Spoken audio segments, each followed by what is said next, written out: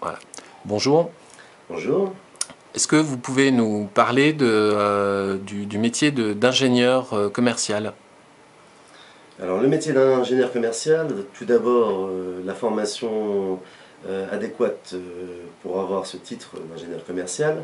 Il y a deux possibilités, donc soit par le public, c'est-à-dire que vous passez par un IUP, donc un institut universitaire professionnel, donc qui peut se passer après l'IUT, généralement un DUT technique de commercialisation, ou bien un BTS MUC, voire NRC, ou une prépa HEC.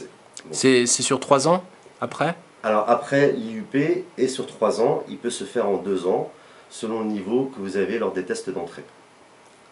C'est très sélectif? C'est très sélectif les IUP donc dans le public, sachant qu'il y en a une dizaine en France.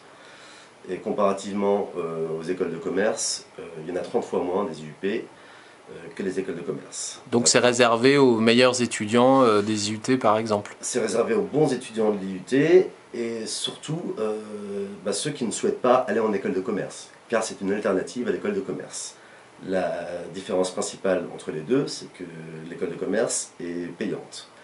L'IUP est public, donc grâce à cela, vous n'avez que les frais d'inscription universitaire qui sont à payer effectivement aux alentours de 1 000 € l'année scolaire contre aux alentours de 8 000 € pour une école de commerce classique. D'accord. Et quand on dit le sélectif, c'est-à-dire il juge sur dossier ou Alors c'est... selon les IUP, c'est soit sur dossier, soit sur concours directement comme les écoles de commerce.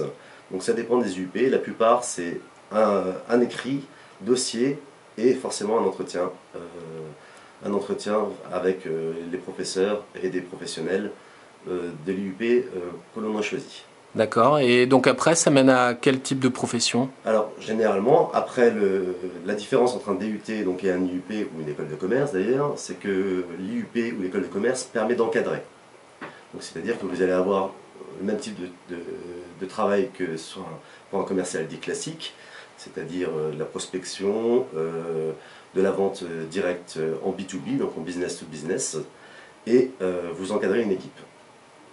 Donc dans ce cadre-là, l'expérience la plus significative que j'ai eue étant de gérer une équipe de commerciaux dans la vente de dispositifs médicaux dans les blocs opératoires, donc pour un gros groupe qui s'appelle Taiko Healthcare.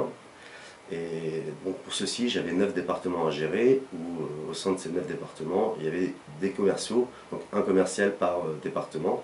Et donc je devais gérer l'ensemble de l'équipe commerciale pour atteindre les objectifs que nous avait fixés la direction nationale.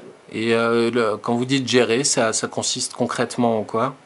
C'est vraiment du management, c'est-à-dire qu'on va accompagner lors des grosses affaires le commercial qui aura fait donc, le travail en amont en termes de prospection et auprès des médecins, en l'occurrence pour les dispositifs médicaux, et auprès de la pharmacienne en chef, des centres hospitaliers et des cliniques. Pour finaliser les contrats, quoi. Tout à fait. Et c'est dans le domaine médical, mais vous auriez pu atterrir dans d'autres domaines. J'ai travaillé dans d'autres domaines, dans les assurances par exemple, où effectivement ce type de diplôme nous permet d'avoir une palette très large en termes d'activité. Il y a des options spécifiques dans ces formations pour... Alors, il y a des options qui peuvent être donc, soit sur l'international, soit sur le management. Moi j'ai fait une spécialité dans le management, de la vente et des achats. Donc effectivement gérer une équipe commerciale. Et donc là en l'occurrence il fallait avoir une certaine capacité, une certaine compétence plutôt avec les chiffres. Mmh. Voilà, donc en termes de chiffre d'affaires, le métier que j'avais correspondait à un chiffre d'affaires d'1 million d'euros par mois. Et en termes à l'international par exemple, là l'accent est plutôt porté sur les langues, je suppose. Tout à fait, tout à fait. Alors même pour un cursus comme le mien qui n'était pas basé uniquement sur l'international, dans les UP vous avez généralement un anglais commercial, un anglais culturel et un anglais des affaires et un anglais international proprement dit. Et sur le profil des élèves qui réussissent dans ces filières, parce qu'ils viennent de plutôt quelle filière Alors plutôt soit de bac ES pour la plupart, c'est-à-dire 2 tiers de bac ES et 1 tiers de bac technique type STG, compta ou commerce, plus généralement.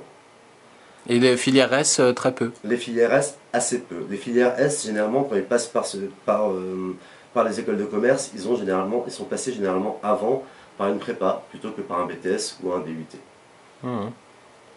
D'accord. Merci beaucoup. Mais avec plaisir.